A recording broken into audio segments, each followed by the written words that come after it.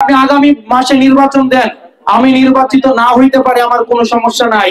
জনগণ যাকে ভোট দিবে সে নির্বাচিত হয়ে আমার প্রতিনিধিত্ব করে। এখন আমাদের এই খেলার নিয়মটা চেঞ্জ করতে হবে। এই খেলার নিয়মটা চেঞ্জ করে দিয়ে আপনি যদি আমাকে এই উপদেষ্টা যারা আছে এবং ডক্টর মোহাম্মদ ইউনূস, আপনি খেলার নিয়মটা চেঞ্জ করে দিয়ে প্রয়োজনে ঘোষণা দেন আমি খেলার নিয়ম চেঞ্জ করছি এবং এই খেলার নিয়মের একটা আইনগত ভিত্তি দিছি। দেওয়ার পরে আপনি আগামী মাসে নির্বাচন দেন, আমি নির্বাচিত না হইতে পারে, আমার কোনো সমস্যা নাই।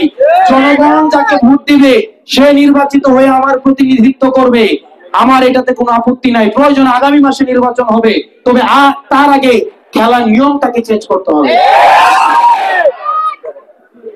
দ্বিতীয় বিষয়, এই জন্য আমাদের লাগবে কি একটা নতুন সংবিধান। কি লাগবে? নতুন সংবিধান। একটা বাড়িতে প্রত্যেক বছর চুরি হয়, 6 মাস পর পর যখন ফসল উঠে বা যখন বিদেশ থেকে আসে না মানুষ, অনেকে বিদেশ থেকে আসলে কিন্তু অনেক রেকর্ড আছে যে চুরি হওয়ার, আর প্রত্যেক বছর বছর চুরি হয়। প্রত্যেক বছর বছর দারোয়ান পরিবর্তন করে, লোকটা বিদেশে থাকে, বাসায় টাকা পাঠায়, অর্থনৈতিক অবস্থা ভালো হয়েছে, কিন্তু আগের মতো টিনের ঘর, জানালা ভাঙা পড়ে, দেয়াল ভাঙা পড়ে, দেখতেছে এগুলো ভাঙা। এখন এই দারোয়ান প্রত্যেক বছর পরিবর্তন করে কি কোনো লাভ আছে?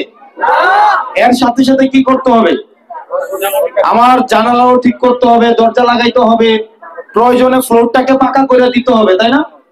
আমার দারোয়ানও পরিবর্তন করতে হবে, এবং যদি আরো সামর্থ্য আমি একটু বাউন্ডারিও করে দেব। নাকি নাকি আমি ভাঙা ঘরটা ঠিক রেখে দারোয়ান পরিবর্তন করে লাভ আছে? কোনো লাভ হবো? কোনো লাভ আছে খালা? এই যে আমাদের দেশটা, এটার দরজা জানালা এগুলা ভাঙা, ফ্লোরটা কাঁচা, প্রত্যেক বছর আমরা 5 বছর পর পর একটা করে দারোয়ান আনছি, আনি নাই? চুরি ঠেকানো গেছে, ধান্দাবাজি ঠেকানো গেছে, বাটপারি ঠেকানো গেছে, ধান্দাবাজি ঠেকানো গেছে, যায় নাই।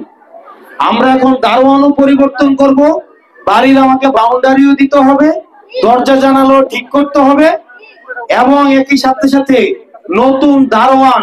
মনে রাখতে হবে আপনার নেতা কিন্তু আপনার সেবক, সে আপনার গোলাম, সে আপনার সেবা করতে আসছে।